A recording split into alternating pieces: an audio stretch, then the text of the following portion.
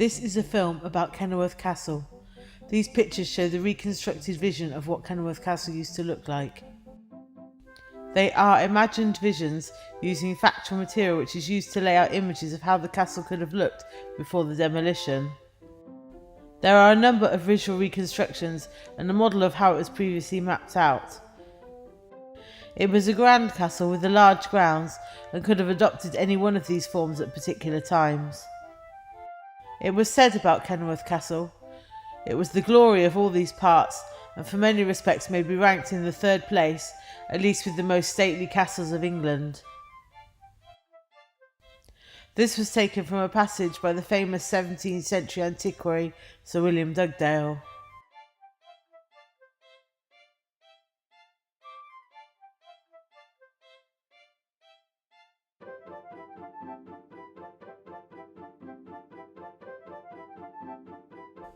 In the 1120s, Kenilworth Castle was built and was mostly a royal castle through time.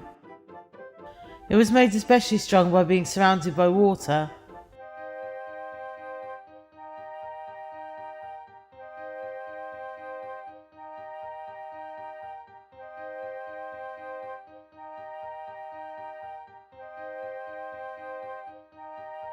It was built in the 1120s by the Royal Chamberlain Geoffrey de Clinton, and as a celebrated construction, it was acquired by Henry II in the 1180s.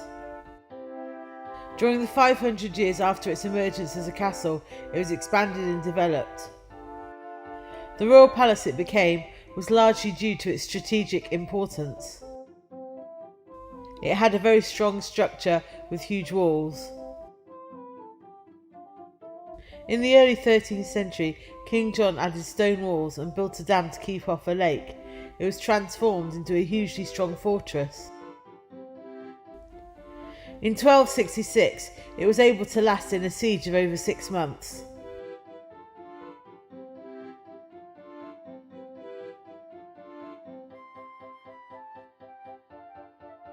In 1253, Henry gave the castle to his sister Eleanor and her husband Simon de Montfort. The king granted the castle to his son Edmund Crouchback, who held a round table of knights in 1279. In 1390, the Great Hall was expanded and further construction to strengthen and expand continued. In 1399, the castle was returned to the crown. In the 15th century, the Lancastrian kings inhabited the castle. In 1563, Elizabeth I gave it to Robert Dudley, Earl of Leicester, who transformed it into a palace. Elizabeth was invited to festivities in 1575. Live here, good queen, live here, you are amongst friends. Their comfort comes when you approach, and when you part it ends. This was a farewell to Elizabeth I at the end of her visit to Kenilworth Castle in 1575 by George Gascoigne. However, unfortunately the castle was destroyed after the Civil War. It is now a ruined castle. It is believed that the ruin occurred in the English Civil War. The castle was an important royalist stronghold during the English Civil War in the battle between the royalists and the parliamentarians.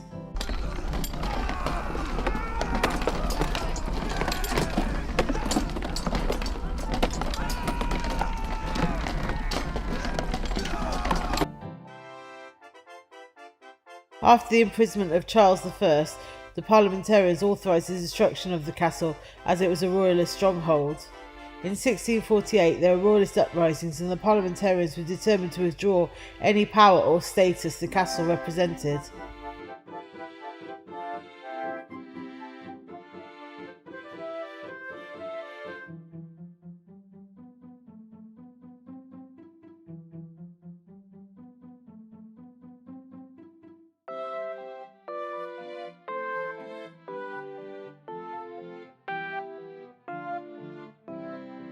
The English Civil Wars were about the battle between Parliament and the monarchy for power. Charles I was in dispute with Parliament and he was removed from power through war. Before the Civil War, Parliament did not have much authority. it was summoned as a discussion space by the monarch and only then.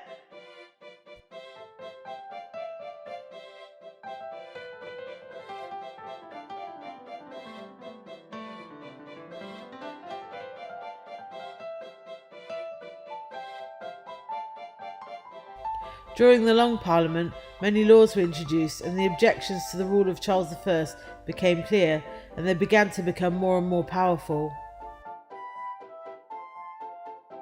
Parliament won the allegiance of the Royal Navy and cities, whereas Charles I won rural faculties. This was not helpful to Charles I, as he was exiled and removed from the throne. The reality was that the parliamentarians, constituted of the gentry and important upper classes, managed to restore a constitutional monarchy with the royal palaces accountable to Parliament, unlike today, where Queen Elizabeth II holds veto and the right to define the rule of law. After the Civil War, royalist strongholds were slighted, which meant they were destroyed as they were believed to be a threat to Parliament, as they could be used as castles for defence, attack and successful siege. Slighting is known as the meaningful and intentional demolishing of part or all of a fortification so that it no longer could be used as a fortress. Other castles as well as Kenilworth were slighted. During the Civil War, this slighting occurred to deny the opposing side their use of a fortress.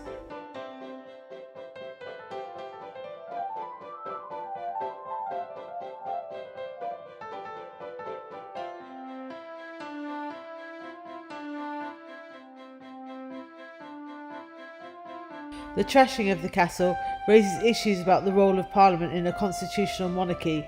The original defeat of the Royalists in this context encouraged the monarchy to take power and assemble an effective rule of a constitutional monarchy with the shared legal authority and the sanctity of the rule of law.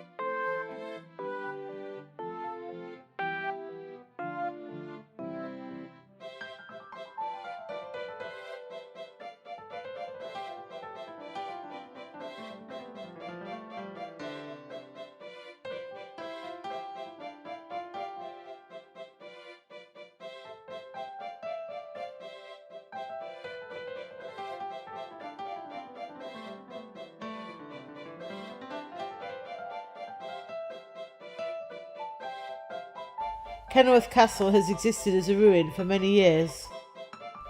In 1958, the castle was given by Lord Kenilworth to the people of Kenilworth, and since 1984 it has been managed by English Heritage. This poem was written about Kenilworth Castle. Tell me, ye ivied towers, can ye repeat the tales of your revelry your lords have told? Do you remember every varied feat of chivalry and gallant knights of old, who in these tower courts so fiercely battled, whose armour glistened and whose truncheons rattled?